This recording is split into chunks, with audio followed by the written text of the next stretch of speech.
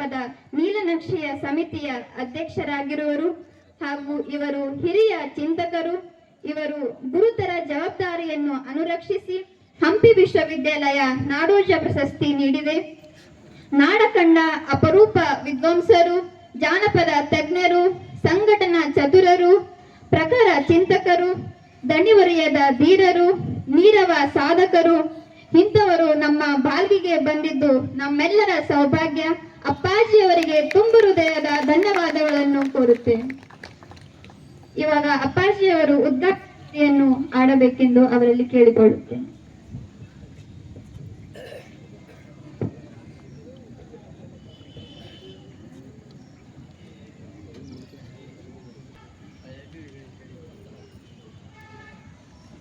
ವಚನ ಜಾತ್ರೆ 2024 ವೈರಾಗ್ಯ ನಿಧಿ ಅಕ್ಕ ಮಹಾದೇವಿ ಜಯಂತಿ ಮತ್ತು ಪೂಜ್ಯ ಶ್ರೀ ಡಾಕ್ಟರ್ ಚನ್ನಬಸವ ಪಟ್ಟದೇವರ 25ನೇ ಸ್ಮರಣೋತ್ಸವ ನಿಮಿತ್ತ 2024 ಏಪ್ರಿಲ್ 19ರಂದು ಅಂದರೆ 22ರವರೆಗೆ ವಿಶೇಷ ಕಾರ್ಯಕ್ರಮಗಳನ್ನು ಹಮ್ಮಿಕೊಳ್ಳಲಾಗಿದೆ.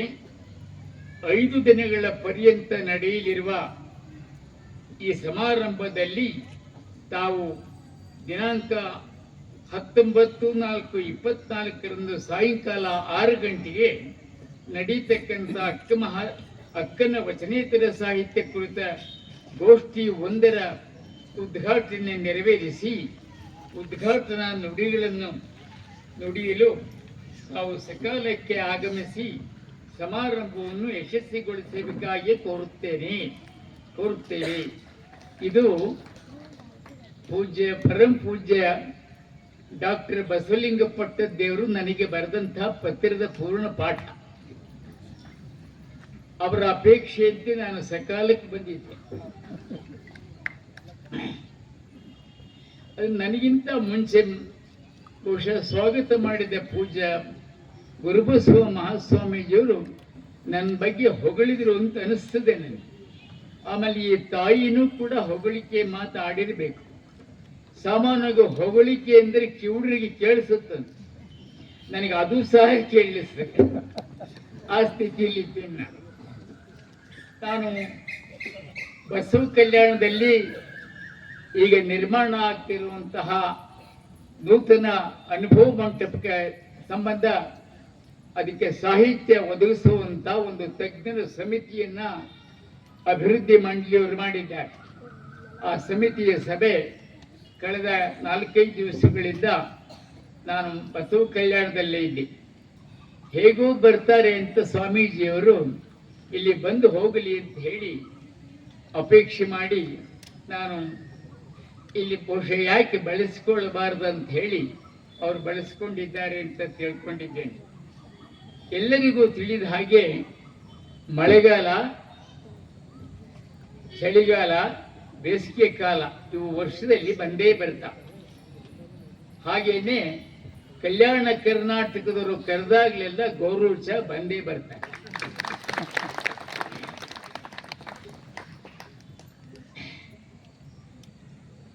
ಎಂದಿನಂತೆ ಪೂಜ್ಯರು ಮತ್ತು ಈ ಭಾಗದ ಬಂಧುಗಳು ನನ್ನ ಬಗ್ಗೆ ಇಟ್ಟಿರ್ತಕ್ಕಂಥ ಅಭಿಮಾನಕ್ಕೆ ನಾನು ಕಟ್ಟಿಬಿದ್ದು ಇಲ್ಲಿ ಆಗಾಗ ಬರ್ತಾನೆ ಇದ್ದೇನೆ.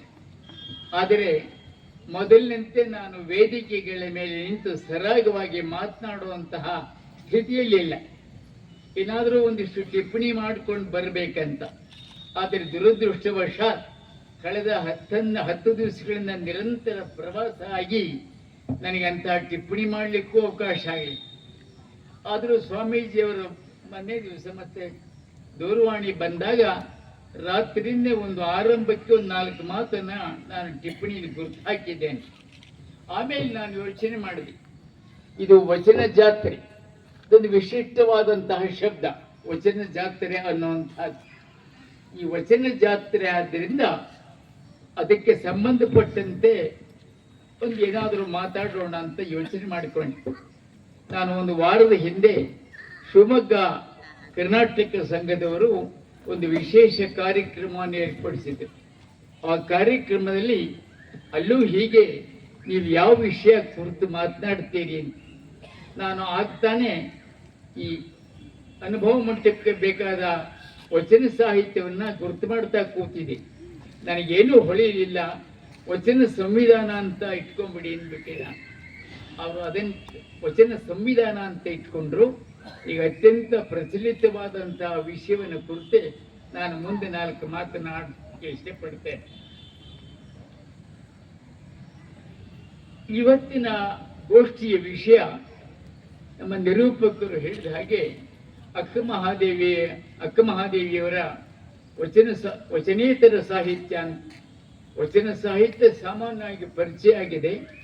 ಅದಕ್ಕಿಂತ ಭಿನ್ನವಾದ ಪ್ರಕಾರದಲ್ಲಿ, ಭಿನ್ನವಾದ ರೂಪದಲ್ಲಿ ಆ ತಾಯಿ ಏನ್ ಬೇರೆ ಸಾಹಿತ್ಯವನ್ನು ಸೃಷ್ಟಿ ಮಾಡಿದ್ದಾಳೆ ಅನ್ನೋದನ್ನ ಇವತ್ತಿನ ಜನಕ್ಕೆ ತಿಳಿಸಬೇಕು ಅನ್ನೋದು ಈ ಗೋಷ್ಠಿಯ ಆಶಯ ಅಂತ ನಾನು ತಿಳಿದಿದ್ದೇನೆ. ಇದನ್ನ ಸ್ವಾಮೀಜಿಯವರ ಅಪೇಕ್ಷೆ ಮೇಲೆ ಉದ್ಘಾಟನೆಯನ್ನ ಮಾಡಿದ್ದೇನೆ. ಆದರೆ ಸ್ವಾಮೀಜಿಯವ್ರದ್ದು ಇನ್ನೊಂದು ಮಾತಿದೆ, ಉದ್ಘಾಟಿಸಿ ಉದ್ಘಾಟನಾ ನುಡಿಗಳನ್ನು ಆಡಬೇಕು ಅಂತೇಳಿ. ಅದೇ ನನಗಿರುವ ಸಮಸ್ಯೆ, ಆ ಉದ್ಘಾಟನಾ ನುಡಿಯಾಡೋದು. ಆದರೂ ನನಗೆ ಈಗಾಗಲೇ ಸ್ವಾಮೀಜಿಯವರು ನನ್ನ ವಯಸ್ಸು ಹೇಳಿದ್ರು ಅಂತ ಕಾಣ್ತದೆ. ನಾನು ಇನ್ನೂ 1 ವರ್ಷ ಜಾಸ್ತಿ ಸ್ವಾಮೀಜಿ ನಾನು ಹೇಗಾದ್ರೂ ಮಾಡಿ ಆ 100 ಮುಟ್ಟಬೇಕು ಅಂತ ಅವಸರದಿಂದ ಹೋಗ್ತಾ ಇದ್ದೀನಿ. ಇನ್ನೂ ಬರುವುದು ಆ 100 ವರ್ಷ ಅಂತ. ಹಾಗಾಗಿ ನನ್ನ ಮಾತುಗಳಲ್ಲಿ ಮೊದಲಿನ ಹಾಗೆ ಒಂದು ಕ್ರಮಬದ್ಧತೆ, ಒಂದು ಶಿಸ್ತು, ಸತ್ವ ಆಕಸ್ಮಿಕವಾಗಿ ಇಲ್ಲದೆ ಇದ್ರೆ ನೀವೆಲ್ಲ ನನ್ನನ್ನು ಕ್ಷಮಿಸ್ತೀರಿ ಅಂತ ನಾನು ತಿಳ್ಕೊಂಡಿದ್ದೇನೆ. ಈ ವಚನ ಜಾತ್ರೆ ಪ್ರತಿ ವರ್ಷ ನಡೀತಾ ಇದ್ರು ಕೂಡ ಈ ಸಲದ ಜಾತ್ರೆಗೆ ಒಂದು ವಿಶೇಷ ಇದೆ ಅಂತ ಹೇಳಿ ನಾನು ಭಾವಿಸ್ತಿದ್ದೇನೆ.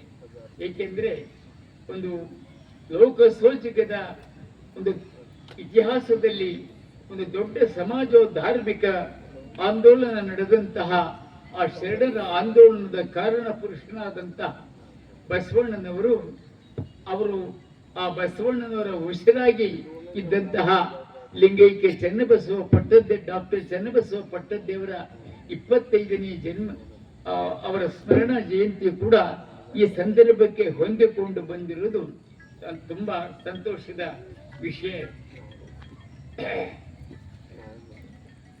ಇಂತಹ ಒಂದು ಪುಣ್ಯದ ಕಾರ್ಯಕ್ರಮದಲ್ಲಿ ಪಾಲ್ಗೊಳ್ಳಲಿಕ್ಕೆ ನನಗೆ ಅವಕಾಶ ಕಲ್ಪಿಸಿಕೊಟ್ಟಂತಹ ಪೂಜ್ಯ ಡಾಕ್ಟರ್ ಬಸವಲಿಂಗ ಪಟ್ಟದ್ದೇವರು ಮತ್ತು ಪೂಜ್ಯ ಗುರುಬಸವ ಪಟ್ಟದ್ದೇವರ ಪಾದಗಳಲ್ಲಿ ನಾನು ಕೃತಜ್ಞತೆಯ ಪ್ರಣಾಮಗಳನ್ನು ಅರ್ಪಿಸ್ತೇನೆ. ಈ ಸಲದ ವಚನ ಜಾತ್ರೆಯ ಅಂಗವಾಗಿ ನಾನು ಹೇಳಿದ ಹಾಗೆ ವೈರಾಗ್ಯ ನಿಧಿ ಅಕ್ಕ ಮಹಾದೇವಿ ವಚನೇತರ ಸಾಹಿತ್ಯ ಅನ್ನುವಂಥ ತುಂಬಾ ಸಂದರ್ಭಕ್ಕೆ ಸೂಕ್ತವಾಗಿದೆ. ಏಕೆಂದರೆ 12ನೇ ಶತಮಾನದ ಶರಣಾಂದೋಲನದ ಇತಿಹಾಸದಲ್ಲಿ ಇಡೀ ವಿಶ್ವದ ಮಹಿಳಾ ಲೋಕದ ಒಂದು ಬೆರಗಿನಂತಿದ್ದಂಥ ಅಕ್ಕ ಮಹಾದೇವಿ ಶರಣಿಗೆ ಸಂಬಂಧಪಟ್ಟಂತಹ ಕಾರ್ಯಕ್ರಮ ಇದು. ಬಹುಶಃ ಬಸವಣ್ಣ ನಿಮ್ಮ ಲೈಟ್ ಇದ್ದ ನಾನು ಏನೋ ಈ ಕಡೆ ಇರಲಿ.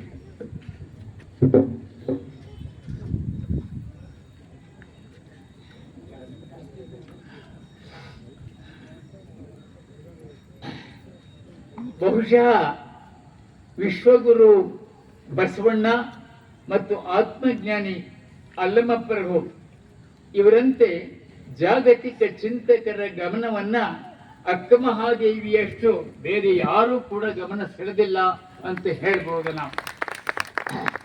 ಬಹುಶಃ ಅಂದಿನ ಶರಣರ ವಿಚಾರಧಾರೆಯನ್ನ ಇಂದಿನ ತಲೆಮಾರಿನಲ್ಲಿ ಮೈಗೂಡಿಸುವ ಆಶಯದಿಂದ ಈ ಕಾರ್ಯಕ್ರಮವನ್ನ ಈ ನೆಲದ ಬಂಧುಗಳಿಗೆ ಅಕ್ಕ ಮಹಾದೇವಿಯ ಅಥವಾ ಶರಣರ ಪರಿಚಯ ಹೊಸದು ಅಂತ ನಾನು ಭಾವಿಸಿಲ್ಲ. ಕಳೆದ 100 ವರ್ಷಗಳಿಂದ ಹೆಚ್ಚು ಕಡಿಮೆ ಆ ಎಲ್ಲ ತಲೆಮಾರುಗಳಿಗೂ ಪೂಜ್ಯ ಲಿಂಗೈಕ್ಯ ಚನ್ನಬಸವ ಪಟ್ಟದ್ದೇವರು ಆ ಸಂದೇಶವನ್ನ ಮನೆ ಮನೆಗೆ ಒಯ್ದಿದ್ದಾರೆ. ನಮ್ಮ ಭಾಲ್ಕಿ ಹಿರೇಮಠದ ವಿಶೇಷ ಎಂದರೆ ನಮ್ಮ ಕಡೆ ಎಲ್ಲ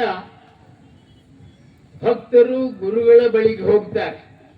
ಆದರೆ ಇಲ್ಲಿ ಗುರುಗಳೇ ಭಕ್ತರ ಬಳಿಗೆ ಹೋಗ್ತಾರೆ. ಅದೇ ಒಂದು ವಿಶೇಷವಾದ್ದು ಅಂತ ನಾನು ಭಾವಿಸಿದ್ದೇನೆ.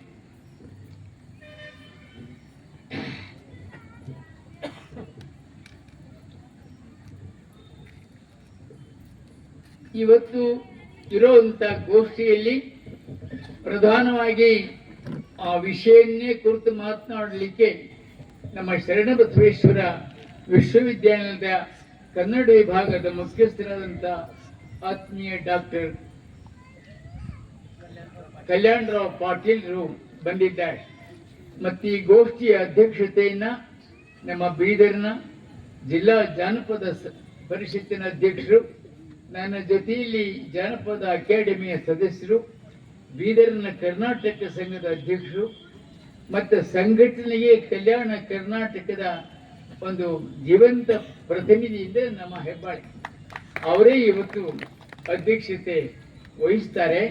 ಅವರಿಬ್ಬರ ಮಾತುಗಳು ನಿಮಗೆ ಹೊಸ ಅನುಭವವನ್ನು ಕೊಡ್ತಾವೆ ಅಂತ ಹೇಳಿ ನಾನು ನಿರೀಕ್ಷೆ ಮಾಡಿದ್ದೇನೆ.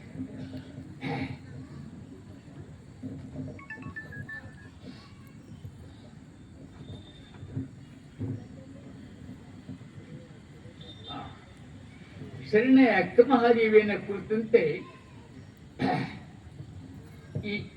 ಇದುವರೆಗೆ ಸುಮಾರು 50ಕ್ಕೂ ಹೆಚ್ಚು ಇಂಗ್ಲಿಷ್ ಗ್ರಂಥಗಳು ಬಂದಿದ್ದಾವೆ. ಅಷ್ಟೇ ಸಂಖ್ಯೆಯ ತೆಲುಗು ಗ್ರಂಥಗಳು ಬಂದಿದ್ದಾವೆ. ಸುಮಾರು 220ಕ್ಕೂ ಹೆಚ್ಚು ಕನ್ನಡ ಗ್ರಂಥಗಳು ಬಂದಿದ್ದಾವೆ. ಸುಮಾರು 1500ಕ್ಕೂ ಹೆಚ್ಚು ಆಕೆಯನ್ನು ಕುರಿತಂತ ಪ್ರಬಂಧಗಳು ಪ್ರಕಟವಾಗಿದ್ದಾವೆ. ಹಾಗೆಯೇ ಅಕ್ಕನ ಸಾಹಿತ್ಯ ಕುರಿತಂತೆ ಸಹಸ್ರಾರು ಉಪನ್ಯಾಸಗಳು, ಅನೇಕ ಸಂಖ್ಯೆಯ ಗೋಷ್ಠಿಗಳು, ಸಂವಾದಗಳು ನಡೆದಿದ್ದಾವೆ. ಆಕೆಯನ್ನು ಕುರಿತಂತ ನೃತ್ಯ ರೂಪಕಗಳು, ನಾಟಕಗಳು ಎಲ್ಲವೂ ಕೂಡ ಇದುವರೆಗೆ ನಾವು ನೀವೆಲ್ಲ ನೋಡಿದ್ದೇವೆ.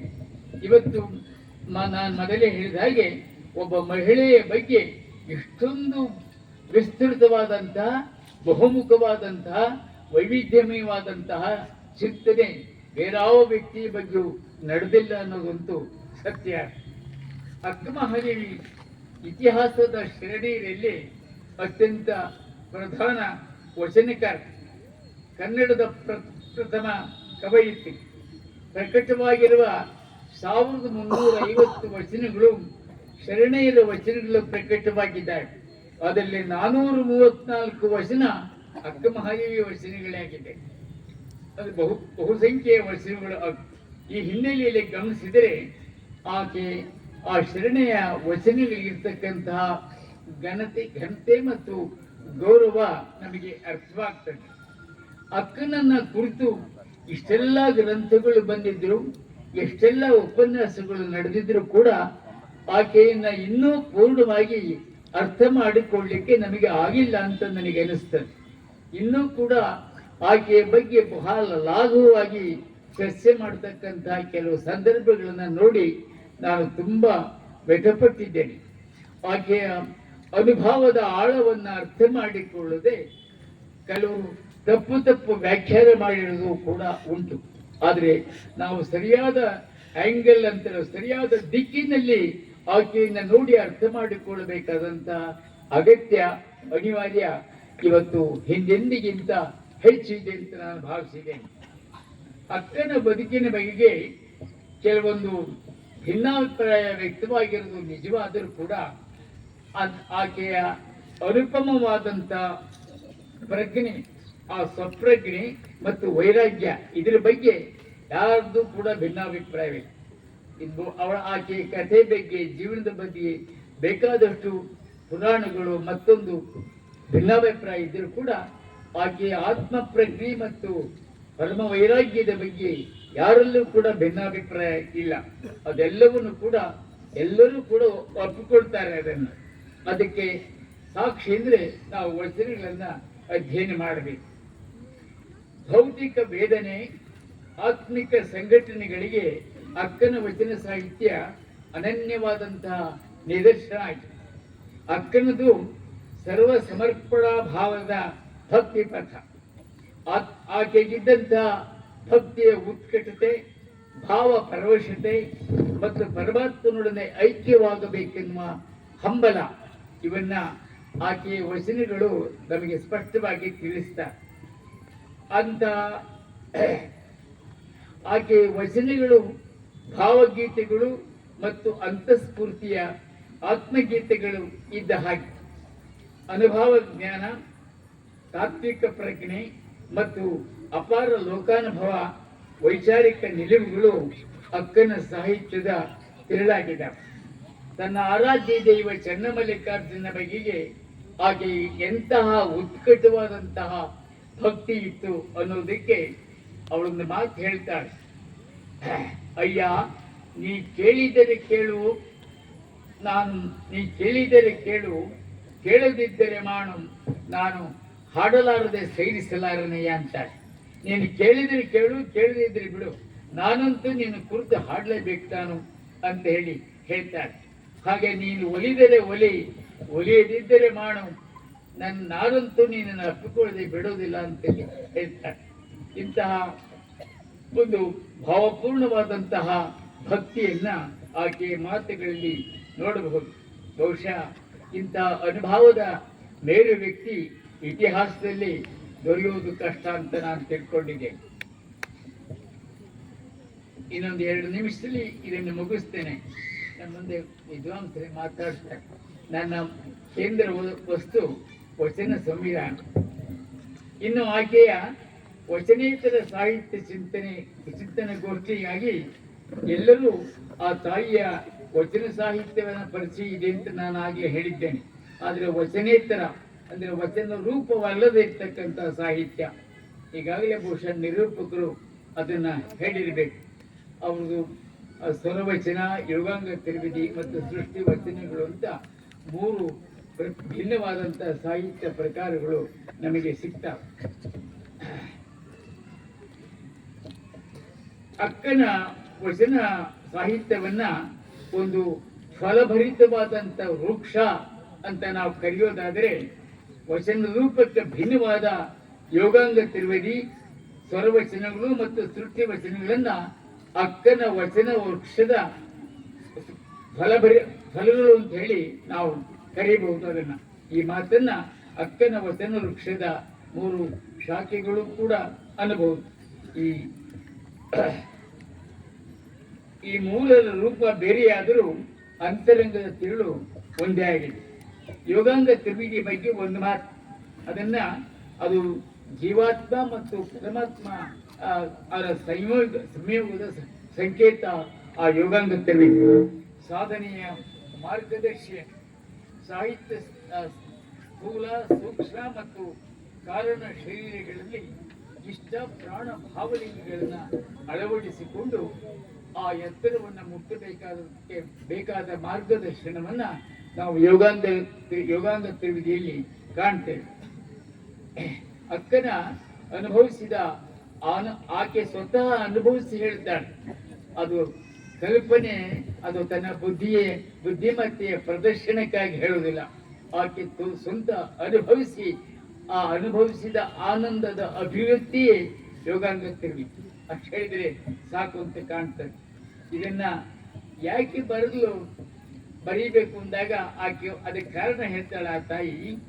ಗುರು ಚೆನ್ನಮಲ್ಲನ ವರ ಕೃಪಾರಸವನ್ನ ಶರೀರವ ತುಂಬಿ ಹೊರಸೂಸಲು ಅದರಿಂದ ಬರೆದೆ ನಾನಂತ. ಆ ಚೆನ್ನಮಲ್ಲಿಕಾರ್ಜುನ ಕರುಣಾರಸ ನನ್ನ ದೇಹಾದ್ಯಂತ ತುಂಬಿಕೊಟ್ಟು ಅದನ್ನು ತುಂಬಿದ್ದನ್ನ ನಾನು ತುಂಬಿದ ಕಾರಣದಿಂದಾಗಿ ನಾನು ಯೋಗಾಂಗ ತ್ರಿವಿಧಿಯನ್ನು ಬರೆದೆ ಅಂತೇಳಿ. ಯಾವುದು ಅವಳಿಗೆ ಅಂತಸ್ಫೂರ್ತಿ ಆಯಿತು ಆ ಕಾರಣವನ್ನ ಅವಳು ಹೇಳ್ತಾಳೆ. ಆಕೆ ವಚನ ಸಾಹಿತ್ಯದುದ್ದಕ್ಕೂ ಚನ್ನಮಲ್ಲಿಕಾರ್ಜುನ ಅಲ್ಲಿ ಪತಿಯಿಂದ ನಮ್ಮ ವಚನ ಸಾಹಿತ್ಯದಲ್ಲಿ ಕಾಣ್ತದೆ. ಅಲ್ಲೆಲ್ಲ ಕಡೆ ನನ್ನ ಗಂಡ ಮಲ್ಲಿಕಾರ್ಜುನ, ನನ್ನ ಪತಿ ಮಲ್ಲಿಕಾರ್ಜುನ ಅಂತ ಹೇಳ್ತಾಳೆ. ಆದರೆ ಯೋಗಾಂಗ ತ್ರಿವಿಧಿಯಲ್ಲಿ ಎನ್ನ ಗುರು ಮಲ್ಲಿಕಾರ್ಜುನ ಅಂತ ಪತಿಯನ್ನ ಇಲ್ಲಿ ಗುರುವಾಗಿ ಸ್ವೀಕರಿಸ್ತಾಳೆ. ಆಕೆಯ ಯೋಗ ಮಾರ್ಗ ಹಿಡಿದು ಅಂಗಗುಣಗಳನ್ನೆಲ್ಲ ಕಳೆದು ಲಿಂಗ ಗುಣಗಳನ್ನಾಗಿ ಪರಿವರ್ತಿಸಿದ ಬಗೆಯನ್ನ ಮತ್ತು ಅವಳು ಈ ಮಾತಿನಲ್ಲಿ ಹೇಳ್ತಾಳೆ, ಊರೊಳಗಾಡುವ ಮಾರಿಯ ಹಿಡಿತಂದು ಭಾರಿಯ ಕೋಳ ಅಳವಡಿಸಿ ಆ ಪುರವ ಮಾರಿದ್ದೆ ಒಬ್ಬ ಚದರನಿಗೆ. ಆ ಪುರ ಅಂದ್ರೆ ಈ ದೇಹವನ್ನು ನಾನು ಒಬ್ಬ ಚದರನಿಗೆ ಅಂದರೆ ಆ ಚೆನ್ನಮಲ್ಲಿಕಾರ್ಜುನಿಗೆ ನಾನು ಕೊಟ್ಟು ಬಿಟ್ಟಿದ್ದೇನೆ ಅಂತ ಹೇಳಿ ಸಮಸ್ತವನ್ನು ಅರ್ಪಿಸಿದ್ದೆ ಅನ್ನೋ ಅರ್ಥದಲ್ಲಿ ಹೇಳ್ತಾರೆ. ಯೋಗಾಂಗ ತ್ರಿವೇದಿ ಒಂದು ಚಿಕ್ಕ ಪುಸ್ತಕ. ಅವ್ರು ಹೇಳಿದಂಗೆ ಎಷ್ಟು 67 ತ್ರಿಪದಿಗಳಿರುವಂತಹ ಇಷ್ಟಲಿಂಗ ಧಾರಣೆ, ತ್ರಿವಿಧ ಲಿಂಗ ಪೂಜೆ ಮತ್ತು ದೃಷ್ಟಿಯೋಗದ ಮೂಲಕ ಆತ್ಮ ಸಾಕ್ಷಾತ್ಕಾರ ಮಾಡಿಕೊಡ್ತಕ್ಕಂತಹ ಅಗತ್ಯವಾದ ಪ್ರಜ್ಞಾ ಜಾಗೃತಿ ಈ ಯೋಗಾಂಗ ತ್ರಿವಿಧಿ ಓದುವುದರಿಂದ ನಮಗೆ ದೊರೆಯುತ್ತದೆ. ಇನ್ನು ಸರ್ವಚನ ಸಾಹಿತ್ಯ ಆಕೆಯ ಮತ್ತೊಂದು ಸಾಹಿತ್ಯ ರೂಪ. ಗೇಯ ರೂಪದ ಈ ಸಾಹಿತ್ಯ ಜನಸಮುದಾಯಕ್ಕೆ ಜೀವನ ಸಂದೇಶ ನೀಡುವ ಒಂದು ಪರಿಣಾಮಕಾರಿ ಮಾಧ್ಯಮ. ಸರ್ವಚನಗಳನ್ನ ಅನುಭವ ಗೀತೆಗಳು ಎಂತಾನೆ ಕರೆದಿದ್ದಾರೆ. ರಾಗ, ತಾಳ, ಧಾಟಿ ಮತ್ತೆ ಲಯಬದ್ಧತೆ ಈ ದೃಷ್ಟಿಯಿಂದ ಅವು ನಿಜವಾದಂತ ಸಂಗೀತ ಸಾಹಿತ್ಯವೂ ಕೂಡ ಹಾಗೆ. ಸರ್ವಚನಗಳೇ ನಂತರ ಮುಂದೆ ಬಂದಂತ ಕಾಲಮಾನದಲ್ಲಿ ತತ್ವಪದಗಳು ಅಂತ ಹೇಳಿ ಮತ್ತೊಂದು ರೂಪವನ್ನ ತಾಳ್ತಾರೆ. ಅಕ್ಕ ತನ್ನ ವಚನಗಳಿಗೆ ಇಟ್ಟುಕೊಂಡಿರುವಂತೆ ಸರ್ವಚನಗಳಿಗೂ ಕೂಡ ಚೆನ್ನಮಲ್ಲಿಕಾರ್ಜುನನ್ನೇ ಅಂಕಿತವಾಗಿ ಮಾಡಿಕೊಂಡಿದ್ದಾರೆ. ದೊರೆತಿರ್ತಕ್ಕಂಥ 17 ಸ್ವರವಚನ ಗೀತೆಗಳಲ್ಲಿ ಅತ್ಯಂತ ಪ್ರಸಿದ್ಧವಾಗಿರ್ತಕ್ಕಂಥ ಹಾಡು ಅಂದರೆ ಅಂಬಿಗ ಅಂತೇಳಿ. ಅನೇಕ ಜನ ಹೆಣ್ಣು ಮಕ್ಕಳು ಸಭೆ ಸಮಾರಂಭಗಳಲ್ಲಿ ಈ ಅಂಬಿಗರ ಹಾಡನ್ನು ಹಾಡ್ತಾರೆ. ಅಂದರೆ ಸಂಸಾರ ಸಾಗರದಲ್ಲಿ ದಡ ಮುಟ್ಟಿಸ್ತಕ್ಕಂಥ ಗುರುವನ್ನ ಅಂಬಿಗೆನ ಸಂಕೇತವಾಗಿ ಮಾಡಿ ಅಂಬಿಗ ನನ್ನ ದಡ ಹಾಯಿಸು ಅಂತ ಹೇಳಿ ಕೇಳ್ಕೊಳ್ತಾಳೆ. ಅಸಹಾಯಕ ಸೊಸೆಯೊಬ್ಬಳ ಸ್ಥಿತಿಯನ್ನ ಅವಳು ಗಂಡನ ಮನೆ ಬಿರುಸು ಅನ್ನುವಂಥ ಸರ್ವಚನದಲ್ಲಿ ಹೇಳಿದ್ದಾರೆ. ಆ ಸರ್ವಚನ ಗೀತೆಯಲ್ಲಿ ನೆತ್ತಿ ಎಣ್ಣೆ ಇಲ್ಲದೆ ಬತ್ತಿಗಟ್ಟಿತು ವೃತ್ತ ಯೌವನ ಬಾಡಿ ಹೋದವಲ್ಲಿ ಅತ್ತೆ ಸೊಸೆಯಿಲ್ಲ, ಮಾವನ ಲೇಸಿಲ್ಲ, ಚಿತ್ತವಲ್ಲಭನಲ್ಲಿ ಗುಣವಿಲ್ಲ ನಯ್ಯೋ ಅಂತಾರೆ. ಒಂದು ಕ್ರೂರವಾದಂತಹ ಸಂಸಾರದ ಚಿತ್ರವನ್ನ ಆಕೆಯಲ್ಲಿ ಕೊಡ್ತಾರೆ. ಪುರುಷನಂದೇನು ಹೇಳುವಾಗ ನಾನು ಹಿಂದೆ ಯಾವಾಗಲಾರು ಹೇಳಿದ್ದೇನು, ಆಧುನಿಕ ವಚನಕಾರ ಮಹದೇವ ಮಣಕಾರ ಒಂದು ವಚನ ಇದೆ. ಒಂದು ಮನೆಯ ಚಿತ್ರವನ್ನು ಕೊಡ್ತಾನೆ, ಸೊಸೆ ಚಿತ್ರವನ್ನ. ಅತ್ತೆ ಅರೆಹುಚ್ಚಿ, ಮಾವಂಗೆ ಇಳಿ ವಯಸ್ಸು, ನಾದಿನಿ ಅಳಿಮನದವಳು, ಮೈದುನ ಅವಳ ಕೈಗೊಂಬೆ, ಮನೆಯ ಮಗಳು ಗಂಡ ಬಿಟ್ಟವಳು, ಮನೆಯಾಳು ಕೊಳ್ಳೆ ಹೊಡೆಯುವ ಕಳ್ಳ, ಇಂಥ ಮನೆ ಸೊಸೆ ನಾನು ಅಂತ. ಏನಾಗಿರ್ಬೇಕು? ಅತ್ತೆ ಸತ್ತಿಗಳು, ಗಂಡ ಸತ್ತಿಗಳು, ಅತ್ತೆ ಅರೆ ಹುಚ್ಚಿ. ಪೂರ್ಣ ಹುಚ್ಚಿರಲ್ಲಿ ವ್ಯವಹಾರ ಮಾಡಬಹುದು, ಅರೆ ಹುಚ್ಚಿರಲ್ಲಿ ವ್ಯವಹಾರ ಮಾಡೋದು ಬಹಳ ಕಷ್ಟ. ಸೆಮಿ ಕ್ರಾಕ್ ಅಂತಾರೆ ಇಂಗ್ಲಿಷ್ನಲ್ಲಿ. ಅತ್ತೆ ಅರೆ ಹುಚ್ಚಿ, ಮಾವಂಗೆ ಇಳಿ ವಯಸ್ಸು, ನಾದಿನಿ ಅಳಿಮನದವಳು, ಡಬಲ್ ಎಡ್ಜೆಡ್ ಅವಳು. ಯಾವ ಕಡೆ ಏನು ಹೇಳ್ತಾಳೆ ಗೊತ್ತಾಗೋದಿಲ್ಲ. ಆದ್ರೆ ಮೈದುನ ಅವಳ ಕೈಗೊಂಬೆ, ಅವಳು ಹೇಳಿದಂಗೆ ಅವನು ಕೇಳ್ತಾನೆ. ಇನ್ನು ಮನೆಯ ಮಗಳು, ಅವಳಲ್ಲಿ ನನ್ನ ದುಃಖ ಹೇಳ್ಕೋಬೇಕಂದ್ರೆ ಅವಳು ಗಂಡ ಬಿಟ್ಟು ಬಂದವ. ಹೋಗ್ಲಿ, ಮನೆ ಆಳಿನೆಲ್ಲಾರು ನನ್ನ ಸಂಕಟ ಹೇಳ್ಬೇಕಂದ್ರೆ ಅವನು ಕೊಳ್ಳೆ ಹೊಡೆಯುವ ಕಾಳ. ಇಂಥ ಮನೆ ಸೊಸೆ ನಾನು ಯಾವ ಠಾವಿಗಳು ಶೀಲವಂತೆ ಆಗಿರಲಿ ಹೇಳ ಆತ್ ಕೇಳ್ತಾನೆ.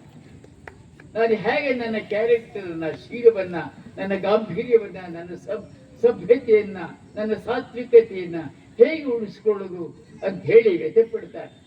ಹಾಗೆ ಇಲ್ಲಿ ಅಕ್ಕ ಮಹಾದೇವಿ ಅಲ್ಲಿ ಅತ್ತೆ ಸೊಸೆ, ಅತ್ತೆ ಸೂಕ್ತವಾಗಿಲ್ಲ, ಮಾವನು ಕೂಡ ಸೂಕ್ತವಾಗಿಲ್ಲ, ಗಂಡ ಒಳ್ಳೆ ಗುಣದವನಲ್ಲ, ಅಯ್ಯಯ್ಯೋ ಅಂತ ಅಳ್ತಾಳೆ. ಇಂಥ ಈ ಆರ್ತನಾದವನ್ನು ಕೇಳಿದಾಗ ಯಾರಿಗಾದರೂ ಕೂಡ ಕರುಳು ಕರಿಗೆ ಹೋಗಿಬಿಡ್ತದೆ.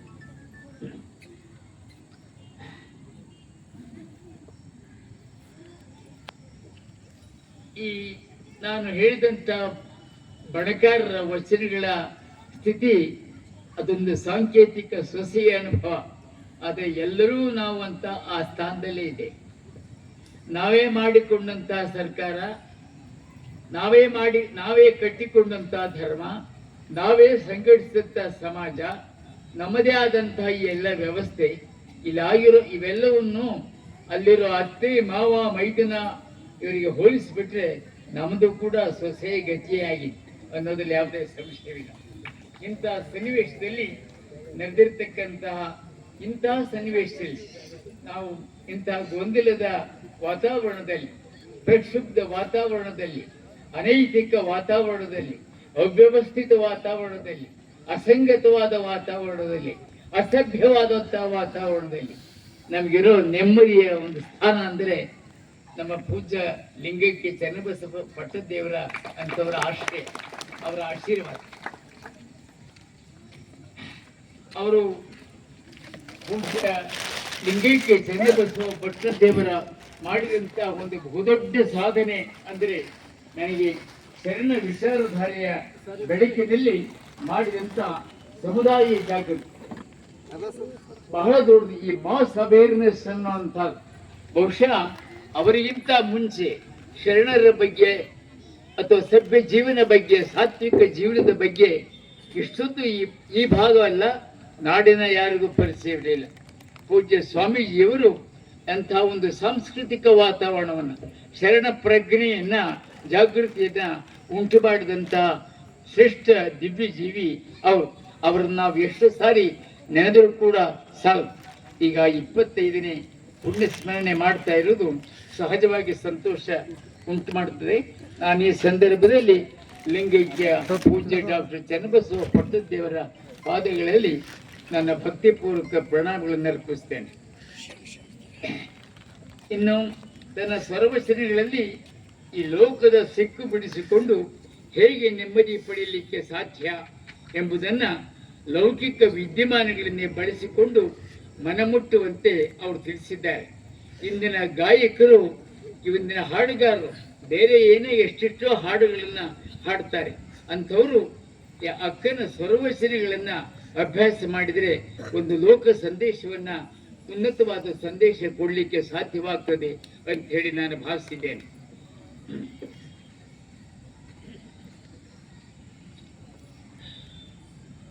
ಕೊನೆಯ ಮಾತು, ಅಲ್ಲಿ ಅಕ್ಕ ಒಂದು ಮಾತು ಹೇಳ್ತಾಳೆ, ಏಕೋನಲ್ಲ ನೀನು ಮನೆ ಏಕೆ ಬಾರೆ, ಗಂಡ ಮನೆಗೆ ಬರುವುದಿಲ್ಲ, ಯಾಕೆ ಬರುವುದಿಲ್ಲೋ ಗೊತ್ತಿಲ್ಲ, ಅದಕ್ಕೆ ಯಾಕೆ ನೀನು ಮನೆಗೆ ಬರ್ತಾ ಇಲ್ವಲ್ಲ ಅಂತ ಕೇಳ್ತಾಳೆ. ಇದನ್ನು ತುಂಬಾ ಎಚ್ಚರಿಕೆಯಿಂದ ನೋಡ್ಬೇಕಾದಂತಹ ಮಾತು. ಏಕೋನಲ್ಲ ನೀನು ಮನೆಗೆ ಏಕೆ ಬಾರೆ, ನಾನೇನು ತಪ್ಪು ಮಾಡಿದ್ದಿಲ್ಲ, ನಾನೇನು ತಪ್ಪು ಮಾಡಿದ್ದೀನಿ, ನನ್ನ ಬಗ್ಗೆ ಯಾಕೆ ಬೇಸರ ನನಗೆ, ಒತ್ತೆಯ ನಲ್ಲಳ ತೋಳ ಮೇಲೆ ಹೊರಗಿದಂತೆ ಚಿತ್ರದ ನಲ್ಲಳ ಕನಸಿನಲ್ಲಿ ಕಂಡಿ ಅಂತ ಹೇಳ್ತಾನೆ. ನೀನು ಎಂಥವನು ಅಂದರೆ ನಾನು ನಿನ್ನ ಬಗ್ಗೆ ಅಗಾಧವಾದಂಥ ಅನುಪಮವಾದಂಥ ಪ್ರೇಮವನ್ನು ಇಟ್ಟುಕೊಂಡಿದ್ರು ಕೂಡ ನೀನು ಒತ್ತೆಯ ನಲ್ಲಳ ತೋಳನೊರಗಿದೆ ಅಂತ ಹೇಳಿ ಅಂದ್ರೆ ಅರ್ಥವಾಗ್ತದೆ ಅವನು ಎಲ್ಲಿದ್ದ ಅಂತ ಅನ್ನುವಂಥದ್ದು. ಈ ಮಾತು ಸಹಜವಾಗಿ ಯಾರ ಮೇಲಾದರೂ ಕೂಡ ಪರಿಣಾಮವನ್ನ ಉಂಟು ಮಾಡ್ತದೆ. ಇಂತಹ ಅಂದರೆ ನಾವು ಅನ್ಯ ವಿಷಯದಲ್ಲಿ ನಾವು ಲೀನವಾಗಿ ನಮ್ಮ ಸ್ವಪ್ರಜ್ಞೆಯನ್ನ ನಾವು ಕೈಬಿಟ್ಟಿದ್ದೇವೆ, ಉದಾಸೀನ ಮಾಡಿದ್ದೇವೆ ಅನ್ನೋದನ್ನ ಈ ಮಾತು ಹೇಳ್ತದೆ. ಅನುಕರಣೆಯ ಇವತ್ತಿನ ಈ ನಾಗರಿಕತೆಯ ಈ ಅಬ್ಬರದಲ್ಲಿ ನಾವು ಮೂಲ ಸಂಸ್ಕೃತಿಯನ್ನ ನಾವು ಮರ್ತಿದ್ದೇವೆ ಅನ್ನೋದನ್ನ ಇದು ಹೇಳ್ತದೆ. ಇನ್ನು ಅಕ್ಕನ ವಚನೇತರ ಸಾಹಿತ್ಯದಲ್ಲಿ ಬರ್ತಕ್ಕಂಥ ಇನ್ನೊಂದು ಸಾಹಿತ್ಯ ಅಂದರೆ ಸೃಷ್ಟಿ ವಚನ.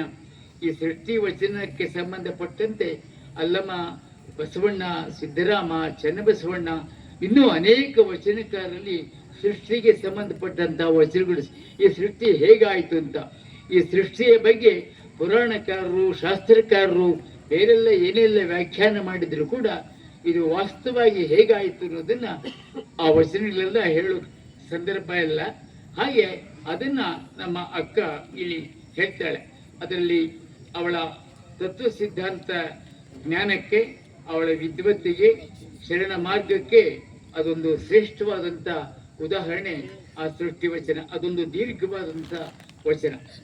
ಇಷ್ಟು ಹೇಳಿ ನಾನು ನಾನು ಮೊದಲೇ ಹೇಳಿದಂತಹ ಬಹಳ ಮುಖ್ಯವಾದಂಥ ಇವತ್ತೆಲ್ಲರೂ ಕೂಡ ಇವತ್ತು ಕರ್ನಾಟಕ ಸರ್ಕಾರ ಪೂಜ್ಯ ಡಾಕ್ಟರ್ ಬಸವಲಿಂಗ ಪಟ್ಟದೇವರ ಅವಿರಳ ಪ್ರಯತ್ನದ ಫಲವಾಗಿ ವಿಶ್ವಗುರು ಸಾಂಸ್ಕೃತಿಕ ನಾಯಕ ಅಂತೇಳಿ ಘೋಷಣೆ ಮಾಡಿರೋದು ಒಂದು ಇತಿಹಾಸದ ಒಂದು ದೊಡ್ಡ ಸಂದರ್ಭ ಅಂತ ಹೇಳಿ ನಾನು ಭಾವಿಸಿದ್ದೇನೆ. ಆ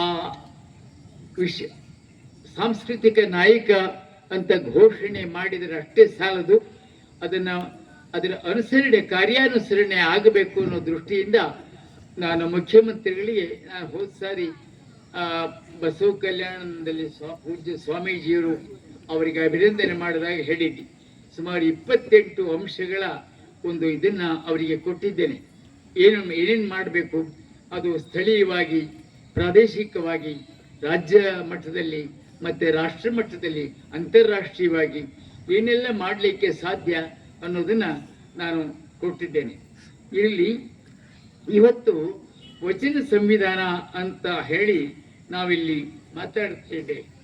ಈ ಸಂವಿಧಾನ ಅನ್ನೋ ಶಬ್ದಕ್ಕೆ ನಿಘಂಟಿನಲ್ಲಿ ಅಂದರೆ ಡಿಕ್ಷನರಿಯಲ್ಲಿ ರಚನೆ, ನಿರ್ಮಾಣ, ಕೌಶಲ, ತಂತ್ರ, ವ್ಯವಸ್ಥೆ, ಕಟ್ಟಳೆ, ಶಾಸನ ಇವೆಲ್ಲ ಅರ್ಥಗಳನ್ನು ಕೊಟ್ಟಿದ್ದಾರೆ. ಆದರೆ ಸಂವಿಧಾನ ಅಂದ ಕೂಡಲೇ ನಮ್ಮ ಕಣ್ಣೆದುರಿಗೆ ನಿಲ್ಲೋದು ನಮ್ಮ ಸ್ವತಂತ್ರ ಭಾರತ ಸಂವಿಧಾನ ಅಂದ ಕೂಡಲೇ. ಇಂಥ ಸಂವಿಧಾನಗಳು ಯಾವುದೇ ರಾಷ್ಟ್ರಕ್ಕೆ ಅತ್ಯಂತ ಅಗತ್ಯ. ವಿಶ್ವದ ಪ್ರತಿಯೊಂದು ರಾಷ್ಟ್ರದಲ್ಲೂ ಕೂಡ ಇಂಥ ಸಂವಿಧಾನಗಳು ಇದೆ. ಆ ಸಂವಿಧಾನಕ್ಕೆ ಅನುಗುಣವಾಗಿ ಅಲ್ಲಲ್ಲಿಯ ಆಡಳಿತಗಳು ನಡೀತಾರೆ. ಕೆಲವು ಲಿಖಿತವಿರಬಹುದು, ಕೆಲವು ಅಲಿಖಿತವಾಗಿಯೂ ಕೂಡ ಇರಬಹುದು. ಹಾಗೆಯೇ ನಮ್ಮ ದೇಶದ ಏನು ಇಂಡಿಯನ್ ಕಾನ್ಸ್ಟಿಟ್ಯೂಷನ್ ಅಂತೇವೆ, ಅದು ರಿಟರ್ನ್ ಕಾನ್ಸ್ಟಿಟ್ಯೂಷನ್, ಲಿಖಿತ ಸಂವಿಧಾನ. ಇನ್ನೊಂದು ಸ್ವಾರಸ್ಯ ಇದೆ, ಅದೇನೆಂದರೆ ಸಂವಿಧಾನಾತ್ಮಕ ಅಂತ ಒಂದು ಶಬ್ದ ಇದೆ. ಆ ಶಬ್ದಕ್ಕೆ ಅದೇ ನಿಘಂಟಿನಲ್ಲಿ ಏನು ಅರ್ಥ ಕೊಟ್ಟಿದ್ದಾರೆ ಅಂದರೆ ಆರೋಗ್ಯ ಪಾದಯಾತ್ರೆ, ಆಮೇಲೆ ಆರೋಗ್ಯಕ್ಕಾಗಿ ಮಾಡುವ ಸಂಚಾರ ಅಂತ. ಬಹುಶಃ ಈ ಅರ್ಥಕ್ಕೆ ಅನುಗುಣವಾಗಿರ್ಲಿಂತಲೇ ಸ್ವಾಮೀಜಿ ನನ್ನ ಓಡಾಡ್ತಾ ಇರಲಿ ಅಂತ ಕರೆದಿರ್ಬೇಕು. ನನ್ನೇ ಸಂವಿಧಾನ ಮಾಡಿದ್ದೆ, ಸಂವಿಧಾನಾತ್ಮಕವಾಗಿದ್ದೇನೆ ನಾನೇ.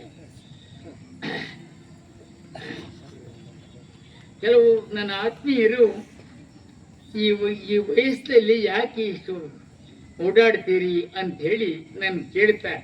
ಯಾಕೆ ಕರೆದಕ್ಕಿಡ್ತಲ್ಲ, ಯಾಕೆ ಹೋಗ್ತೀರಿ ಅಂತ ಹೇಳಿ. ಅವ್ರ ಮಾತಿನಂತೆ ನಾನು ಕರೀಲಿಕ್ಕೆ ನನ್ನನ್ನು ಕರೆದವರಿಗೆಲ್ಲ ನನ್ನ ವೃದ್ಧಾಪ್ಯದ ಸ್ಥಿತಿ ಹೇಳ್ತಾನೆ ಇದ್ದೇನೆ. ಆದರೆ ಅದಕ್ಕೆ ಮತ್ತೇನೋ ಅವರು ಪ್ರತಿ ಹೇಳ್ತಾನೆ ಇರ್ತಾರೆ. ಹಾಗಾಗಿ ನಾನು ಆಗಲಿ ಬಿಡ್ತೇನೆ. ಒಂದು ಸ್ವಾರಸ್ಯದ ಪ್ರಸಂಗ, ಬಹುಶಃ ನೀವೆಲ್ಲ ಕೇಳಿರ್ಬೇಕು. ಹಾಸ್ಯಕ್ಕೆ ಹೆಸರಾಗಿದ್ದ ನಾಸಿರುದ್ದೀನ್ ಒಂದು ಸಾರಿ ತನ್ನ ಸ್ನೇಹಿತರೊಡನೆ ಪ್ರಯಾಣ ಮಾಡ್ತಾನೆ. ಅವನು ಪ್ರಯಾಣ ಮಾಡುವಾಗ ಬಹುಶಃ ಬೆಂಗಳೂರಿಂದ ಗುಲ್ಬರ್ಗಕ್ಕೋ ಎಲ್ಲಿಗೋ ಪ್ರಯಾಣ ಮಾಡ್ತಿರ್ಬೇಕು. ಪ್ರಯಾಣ ಮಾಡಬೇಕಾದ್ರೆ ರಾಯಚೂರಿನಲ್ಲಿ ಇನ್ನೊಬ್ಬ ಪ್ರಯಾಣಿಕ ಅಲ್ಲಿ ಹತ್ತಾನೆ. ಅವಾಗ ಅವನು ಕೂತಂತ ಭೋಗಿಗೆ ಬರ್ತಾನೆ. ಅವನು ಕೂರ್ಲಿಕ್ಕೆ ಸ್ಥಳ ಎಲ್ಲಿದ್ದನ್ನ ಅವನ ಸಂಸ್ಕೃತಿ ಅಂತದ್ದು ಅವರಿಬ್ಬರನ್ನು ಒತ್ತಿಬಿಟ್ಟು ಅಲ್ಲಿ ಕೂತ್ಕೊಳ್ತಾನೆ. ಬರೀ ಕೂತದ್ದಷ್ಟೇ ಇಲ್ಲ, ಮಾತಿಗೆ ಶುರು ಮಾಡ್ತಾನೆ. ಕೆಲವರಿಗೆ ಮಾತಾಡದಿದ್ರೆ ನಿದ್ದೆ ಬರುವುದಿಲ್ಲ, ಮಾತಾಡಲೇಬೇಕು ಯಾರೊಡನೆ. ಅವ್ರೇನು ಪರಿಚಯಿಸ್ತಿರಲ್ಲ, ಆದ್ರೂ ಇವನು ಮಾತಾಡ್ತಾನೆ. ಏನಪ್ಪ ಚೆನ್ನಾಗಿದೆಯಾ, ಬಹಳ ದಿವಸ ಆಯ್ತು ನೋಡಿ, ನಾನು ನಿಮ್ಮೂರ ಕಡೆ ಬರ್ಲಿಕ್ಕಾಗ್ಲಿಲ್ಲ, ಚುನಾವಣೆ ಗಲಾಟೆ ಅಂತಾನೆ. ಅವ್ರಿಗೇನು ಪರಿಚಯ ಇಲ್ಲ. ಅವನು ತಿಳ್ಕೊಂಡ್ಬಿಟ್ಟ ನಾಸಿರುದ್ದೀನ್ ಬಹಳ ಬುದ್ಧಿವಂತ, ಇಲ್ಲಿ ಮಾತಿನ ಮಲ್ಲ, ಇವನೊಡನೆ ಮಾತಾಡಿದ್ರೆ ಬಹಳ ಕಷ್ಟ ಅಂತ ಹೇಳಿ ಚೆನ್ನಾಗಿದ್ದೀನಿ ಅಂದ್ಬಿಟ್ಟೆ. ಆಮೇಲೆ ಇವನು ಅಷ್ಟಕ್ಕೆ ಬಿಡಲಿಲ್ಲ. ನೀನು ಹೆಂಡ್ರ ಮಕ್ಳು ಹೆಂಗಿದ್ದಾರೆ, ನಿನ್ನ ಹೆಂಡತಿಗೇನು ಕ್ಷಯರೋಗ ಅಂತ ಕೇಳಿದ್ದೆ, ಹೀಗೆ ಆಗಿದ್ದಾಳಂತ. ಆಮೇಲೆ ಅವನು ಗೊತ್ತಾಯ್ತು ಅವನು ಚೆನ್ನಾಗಿದ್ದಾರೆ ಅಂತ. ಹೀಗೆ ಮಾತಾಡ್ತಾ ಗುಲ್ಬರ್ಗ ಬಂದ್ಬಿಡ್ತು. ಅವನು ಇಲ್ಲ, ಗುಲ್ಬರ್ಗಿನ ಮುಂಚೆ ಬರೋ ಸ್ಟೇಷನ್ ಯಾವುದು, ವಾಡಿ ಬಂತು. ಅಲ್ಲಿ ಇಳಿದು ಹೋಗ್ಬಿಟ್ಟ. ಅವನು ಇಳಿದು ಹೋದ್ಮೇಲೆ ಈ ನಾಸಿರುದ್ದೀನ್ ಜೊತೆಲಿ ನನ್ನ ಸ್ನೇಹಿತ ಇದನ್ನೆಲ್ಲ ಕೇಳ್ತಾ ಇದ್ದ. ಅವನು ಹೇಳ್ದ, ಅಲ್ಲಯ್ಯ, ಏನಪ್ಪ ಇದು ಕಥೆ? ನೀನು ವರ್ಷವೆಲ್ಲ ಕೆಮ್ಮು ನೆಗಡಿ ಅಂತಿರ್ತೀಯ, ಅವನು ಚೆನ್ನಾಗಿದ್ದಾರೆ ಅಂದ್ರೆ ಚೆನ್ನಾಗಿದ್ದಾನೆ ಅಂತ ಅಂದ್ಬಿಟ್ಟಿಲ್ಲ. ಹೋಗಲಿ, ನೀನು ಮದುವೆನೇ ಆಗಿಲ್ಲ, ಹೆಂಡ್ರ ಮಕ್ಕಳು ಚೆನ್ನಾಗಿದ್ದಾರೆ ಅಂದ್ರೆ ಚೆನ್ನಾಗಿದ್ದಾರೆ ಅಂತ ಅಂದಿಲ್ಲ ಅಂತ ಕೇಳ್ತಾ. ಅದಕ್ಕೆ ಅವನು, ನನಗೂ ಗೊತ್ತಪ್ಪ, ಅದು ಅವನು ನೋಡಿದರೆ ಅವನು ಸುಮ್ಮನೆ ಬಿಡೋನಲ್ಲ ಅಂತೇಳಿ ನಾನು ಒಂದು ವೇಳೆ ಚೆನ್ನಾಗಿಲ್ಲ ಅಂತ ಅಂದಿದ್ರೆ ಅವನೇನಂತಿದ್ದ, ಅಯ್ಯೋ ಚೆನ್ನಾಗಿಲ್ಲ, ಅದಕ್ಕೆ ಯಾಕೆ ಯೋಚನೆ ಮಾಡ್ತೀರಿ, ನಮ್ಮೂರಿಗೆ ಒಳ್ಳೆ ನಾಟಿ ಔಷಧಿ ಕೊಡೋನಿದ್ದಾನೆ, ಅವ್ನು ನೀವು ಒಂದ್ಸಾರಿ ಹೇಳಿ ಅವನೊಂದು ಕಪ್ ರಸ ಮಾಡಿ ಕುಡ್ದು ಅಂದ್ರೆ ಮುಗಿದೇ ಹೋಯ್ತು, ನಾನು ನೀವು ಯಾವಾಗ ಬರ್ತೀವಿ ಹೇಳಿ ನಾನೇ ಕರ್ಕೊಂಡು ಹೋಗ್ತೀನಿ ಅಂತ. ಒಂದ್ ವೇಳೆ ನನಗೆ ಮದುವೆ ಆಗಿಲ್ಲ ಅಂತ ನಾನೇನಾದ್ರು ಅಂದಿದ್ರೆ ಅವನು, ಅಯ್ಯೋ ಇನ್ನೂ ಮದುವೆ ಆಗಿಲ್ವೇ, ಎಷ್ಟೊತ್ತಿ 8 ಮಕ್ಕಳಾಗಬೇಕಾಯ್ತು ನನಗೆ, ಒಂದ್ ವೇಳೆ ಎಲ್ಲೂ ಹೆಣ್ಣು ಸಿಕ್ಲಿಲ್ಲ ಅಂದ್ರೆ ನಮ್ಮೂರಿಗೆ ಬಾ, ಕಾಸಿಗೊಂದು ಕೊಸರಿಗೊಂದು ಹೆಣ್ಣಿದಾವೆ, ತೋರಿಸ್ತೀನಿ, ಮತ್ ನೀನು ಹೂ ಒಂದು ಬಿಟ್ಟರೆ ನಾಳೆನೆ ಓಲ್ಗ ಉದಿಸ್ಬಿಡ್ತೀನಿ ಅಂತ ಹೇಳ್ತಾನೆ. ಅಂತಿದ್ದ, ನನಗೆ ಗೊತ್ತವನು ಏನಂತ ಅಂತ, ಅದಕ್ಕೆ ನಾನು ಚೆನ್ನಾಗಿದ್ದೇನೆ ಅಂತಂದು. ಹಾಗೆ ನಾನು ನನ್ನ ವೃದ್ಧಾಪ್ಯ ಇನ್ನು ಕರಿಬೇಡಿ ಅಂತ ಎಲ್ಲರಿಗೂ ಹೇಳ್ತಾನೆ ಇದ್ದೀನಿ. ಅವ್ರು ಏನೋ ಒಂದು ನೆಪ ಹೇಳ್ತಾರೆ, ನಾನು ವಾದ ಮಾಡ್ಲಾರ್ದೆ ಕರೆದ ಕಡೆಗೆಲ್ಲ ಹೋಗ್ತಾನೆ ಇದ್ದೇನೆ.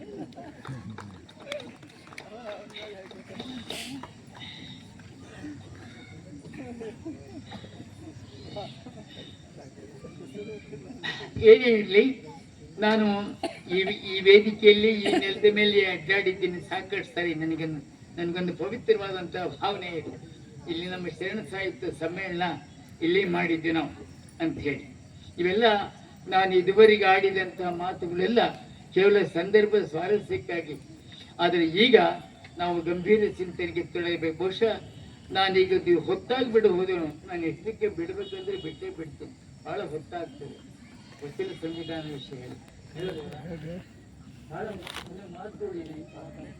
ಬೇಡ. ನಾನು ಯಾಕೆ ಇದನ್ನು ವಚನ ಸಂವಿಧಾನ ಅಂತ ಯಾಕೆ ಕರಿತೀವಿ, ಒಂದೆರಡು ಮಾತು ಹೇಳಿ ನನ್ನ ಮಾತು ಮುಗಿಸ್ಬಿಡ್ತೇನೆ. ವಚನ ಅನ್ನೋ ಶಬ್ದನೇ ಒಂದು ರೋಮಾಂಚಕಾರಿ ಶಬ್ದ. ನಮ್ಮ ಲಿಂಗೈಕ್ಯ ಕಲಬುರಗಿಯವರು ಒಂದು ಮಾತು ಹೇಳ್ತಾರೆ, ನಡೆ ಹೇಗಾರು ಇರಲಿ, ನುಡಿ ಪಾಲಿಶ್ ಆಗಿದ್ರೆ ಅದು ವಚನ, ಅದು ರಚನೆ. ನಡೆ ಹೇಗಾದರೂ ಇರಲಿ, ನುಡಿ ಚೆನ್ನಾಗಿದ್ರೆ ಅದು ರಚನೆ. ಆದ್ರೆ ನಡೆ ಮತ್ತು ನಡೆಯಂತೆ ನುಡಿಯೂ ಇದ್ರೆ ಅದು ವಚನ ಅಂತ. ಬಹಳ ಸರಳವಾದಂತ ವ್ಯಾಖ್ಯಾನ. ವಚನ ಸಾಹಿತ್ಯ ಯಾಕೆ ಇಷ್ಟು ಮೌಲ್ಯವನ್ನ, ಮೇಲ್ಮೆಯನ್ನ, ಶ್ರೇಷ್ಠತೆಯನ್ನ, ಪಾವಿತ್ರ್ಯತೆಯನ್ನ ಪಡೆಯುತ್ತದೆ ಅಂದ್ರೆ ಈ ಕಾರಣಕ್ಕಾಗಿ. ಈ ವಚನ ನಮ್ಮ ಭಾರತ ಸಂವಿಧಾನ, ನಮ್ಮ ಭಾರತ ರಾಷ್ಟ್ರಕ್ಕಷ್ಟೇ ಅದರ ವ್ಯಾಪ್ತಿ. ಆದರೆ ವಚನ ಸಂವಿಧಾನ ವಿಶ್ವವ್ಯಾಪ್ತಿಯ ಅದರ ವಿಶೇಷ. ಯಾಕೆಂದ್ರೆ ಅದು ಮಾನವೀಯ ಮೌಲ್ಯಗಳನ್ನ ಹೇಳ್ತದೆ. ಈ ವಚನ ನಮ್ಮ ಭಾರತ ಸಂವಿಧಾನದಲ್ಲಿ ಕಾರ್ಯಾಂಗ, ಶಾಸಕಾಂಗ, ನ್ಯಾಯಾಂಗ ಅಂತ 3 ಇದ್ದ ಹಾಗೆ ನಮ್ಮ ವಚನ ಸಂವಿಧಾನದಲ್ಲಿ ಷಷ್ಠಲ, ಪಂಚಾಚಾರ, ಅಷ್ಟಾವರಣ ಅಂತ ಅಲ್ಲೂ 3 ವಿಭಾಗಗಳಿವೆ. ಅಲ್ಲಿ ಪ್ರತಿಯೊಂದಕ್ಕೂ ಅನುಚ್ಛೇದ, ಅನುಬಂಧಗಳು ಇದ್ದ ಹಾಗೆ ಇಲ್ಲೂ ಕೂಡ ಪ್ರತಿಯೊಂದು ವಿಭಾಗಕ್ಕೂ ಬೇರೆ ಬೇರೆ ಅನುಚ್ಛೇದಗಳು, ಅನುಬಂಧಗಳು, ನಿಬಂಧನೆಗಳು ಇದ್ದಾವೆ. ಹಾಗಾಗಿ ನಾನು ಒಂದು ಮಾತನ್ನ ಈ ಸಂದರ್ಭದಲ್ಲಿ ತಮ್ಮ ಗಮನಕ್ಕೆ ತಂದು ನನ್ನ ಮಾತು ಮುಗಿಸ್ಬಿಡ್ತೇನೆ. ನಾವು ನವದೆಹಲಿಯಲ್ಲಿ ಅಖಿಲ ಭಾರತ ಶರಣ ಸಾಹಿತ್ಯ ಪರಿಷತ್ತಿನ ವತಿಯಿಂದ ಒಂದು ವಿಚಾರಗೋಷ್ಠಿ ಏರ್ಪಡಿಸಿದ್ವಿ. ಅದೆಂದರೆ 12th century revolution and our constitution ಅಂತ. ಅಂದ್ರೆ 12ನೇ ಶತಮಾನದ ಆಂದೋಲನ ಮತ್ತು ಭಾರತ ಸಂವಿಧಾನ ಅಂತೇಳಿ. ಇದನ್ನು ಉದ್ಘಾಟನೆ ಮಾಡಬೇಕಂತ ಹೇಳಿ ನನ್ನ ಕೀನೋಟ್ ಅಡ್ರೆಸ್ ಕೊಡಬೇಕಂತ ನಾನು ಆ ಹಿಂದೆ ಕೇಂದ್ರ ಸಚಿವರಾಗಿದ್ದಂಥ ಕರಣ್ ಸಿಂಗ್ ಅವರನಿಗೆ ಒಂದು ಪತ್ರ ಬರೆದೆ. ಅವರು ನನಗೆ ಉತ್ತರ ಕೊಟ್ಟು, ನೀವು how are you going to correlate this ಅಂತ ಕೇಳಿದಂದ್ರೆ, 12ನೇ ಶತಮಾನದಲ್ಲಿ ನಡೆದಂಥ ಆಂದೋಲನಕ್ಕೂ 21ನೇ ಶತಮಾನದಲ್ಲಿ ರಚನೆಯಾದಂಥ ಸಂವಿಧಾನಕ್ಕೂ ನೀವು ಹೇಗೆ ಸಂಬಂಧ ಕಲ್ಪಿಸಿದಿರಿ ಅಂತ ಹೇಳಿ. ನಾನು ಆವಾಗ ಅನುಭವ ಮಂಟಪ, ಹಿಸ್ಟರಿ ಆಫ್ ಅನುಭವ ಮಂಟಪ ಅಂತ ಹೇಳಿ ರೆವರೆಂಡ್ ಉಟ್ಟಂಗಿ ಚೆನ್ನಪ್ಪನವರು ಬರೆದಂಥ ಒಂದು ಕೃತಿ, ಮತ್ತು ವೆಸ್ಟರ್ನ್ ಸ್ಕಾಲರ್ಸ್ ಆನ್ ಬಸವೇಶ್ವರನ ಕುರಿತಂಥ ಪಾಶ್ಚಿಮಾತ್ಯ ಸಾಹಿತಿಗಳು ಅನ್ನುವಂಥದ್ದು, ಮತ್ತು development of ಲಿಂಗಾಯಿಟ್ಸಮ್, evolution of ಲಿಂಗಾಯಿಟ್ಸಮ್, Hunasal ಅವ್ರದ್ದು ಗ್ರಂಥ. ಈ ಇಂಗ್ಲಿಷ್ ಸಾಹಿತ್ಯವನ್ನು ಕಳಿಸಿಕೊಟ್ಟೆ.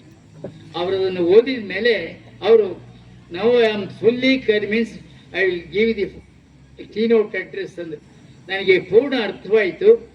ಅವ್ರು ಹೇಳಿದರು 21ನೇ ಶತಮಾನದಲ್ಲಿ ರಚನೆಯಾದಂಥ ಭಾರತ ಸಂವಿಧಾನದ ಪ್ರಿಯಾಂಬಲ್ ಅಂದರೆ ಪ್ರಸ್ತಾವನೆಯಲ್ಲಿ ಏನು ಹೇಳಿದ್ದಾರೆ ಅದೆಲ್ಲವನ್ನು 12ನೇ ಶತಮಾನದಲ್ಲಿ ಹೇಳಿದ್ದಾರೆ ಅಂತ ಹೇಳಿ ಅವರೇ ಭಾಷಣದಲ್ಲಿ ಹೇಳಿದರು. ಅವರೊಂದು ಇನ್ನೊಂದು ಮಾತು ಹೇಳಿದರು, ನಾನು ವೆನಿಜುಲಾದಲ್ಲಿ ಒಂದು ಶಿವನ ದೇವಸ್ಥಾನ ಕಟ್ಟಿಸಿದ್ದೇನೆ, ಆಮೇಲೆ ಇನ್ನೊಂದು ಕಡೆ ಎಲ್ಲೋ ಸಿಂಗಾಪುರದಲ್ಲಿ ಒಂದು ಶಿವನ ದೇವಸ್ಥಾನ ಕಟ್ಟಿಸಿದ್ದೇನೆ, ತಮಿಳುನಾಡಿನಲ್ಲಿ ಒಂದು ಶಿವನ ದೇವಸ್ಥಾನ ಕಟ್ಟಿಸಿದ್ದೇನೆ. ಆದರೆ ಬಸವಣ್ಣನ ವಚನ ಕೇಳಿದ ಮೇಲೆ ನಾನು ದಿಗ್ಭ್ರಮೆ ಆಗಿಬಿಡ್ತು ನನಗೆ. ಏನಂದ್ರೆ ದೇಹವೇ ದೇಗುಲ ಶಿರವೇ ಹೊನ್ನ ಕಳಸ ಅಂತ ಹೇಳಿದ ಮಾತು ಕೇಳಿ ನಾನು ಏನು ತಪ್ಪು ಮಾಡಿಬಿಟ್ಟೆ ಅಂತ ಅನಿಸ್ಬಿಡ್ತು ಅಂದ್ಬಿಟ್ಟು ಅವರೇ ಕಿನೋಟ್ ಅಡ್ರೆಸ್ಸಲ್ಲಿ. ನಾನು ಇದನ್ನು ಯಾಕೆ ಹೇಳಿದಂದರೆ ನಮ್ಮ ಸಂವಿಧಾನ ಮತ್ತು ನಮ್ಮ ಆಂದೋಲನ ಆ ವಚನ ಸಂವಿಧಾನ ಇರ್ತಕ್ಕಂಥ ಸಾಮ್ಯ ಸಂದರ್ಭವನ್ನು ನಾನು ತಿಳಿಸ್ಲಿಕ್ಕಾಗಿ ಹೇಳಬೇಕಾದ ವಿಷಯ ಬಹಳ ಇದ್ರೂ ನನಗೆ ಗೊತ್ತಾಗ್ತದೆ. ಇನ್ನು ಬೇರೆ ಮುಖ್ಯವಾದಂಥ ಕಾರ್ಯಕ್ರಮ ಬಹಳ ಮುಖ್ಯವಾದಂಥದ್ದು ಗೋಷ್ಠಿ ನಡೀಬೇಕು. ನನ್ನದೇ ಪ್ರವರ ಆಗಬಾರ್ದು, ಯಾಕಂದರೆ ಮುದುಕರಿಗೆ ಮಾತಾಡೋದು ಸರಿಯಾಗಿ ಬರೋಲ್ಲ, ನಿಲ್ಲಿಸೋಲ್ಲ. ಅದರಿಂದ ನಾನು ನಿಲ್ಲಿಸ್ತೇನೆ, ಖಂಡಿತ ನಿಲ್ಲಿಸ್ತೇನೆ. ಚೆನ್ನಾಗಿ ಇಲ್ಲಿಯವರೆಗೆ ಬಹಳ ಅರ್ಥಪೂರ್ಣವಾಗಿ ಅಕ್ಕ ಮಹಾದೇವಿಯ ಕುರಿತು ತಮ್ಮ ಅನುಭವವನ್ನು ಹಂಚಿಕೊಂಡ ಡಾಕ್ಟರ್ ಗೋರು ಚನ್ನಬಸಪ್ಪ ಅಪ್ಪನವರಿಗೆ ವೇದಿಕೆಯ ಪರವಾಗಿ ತಮ್ಮೆಲ್ಲರ ಪರವಾಗಿ ತುಂಬು ಹೃದಯದ ಅಭಿನಂದನೆಯನ್ನು ಸಲ್ಲಿಸೋಣ.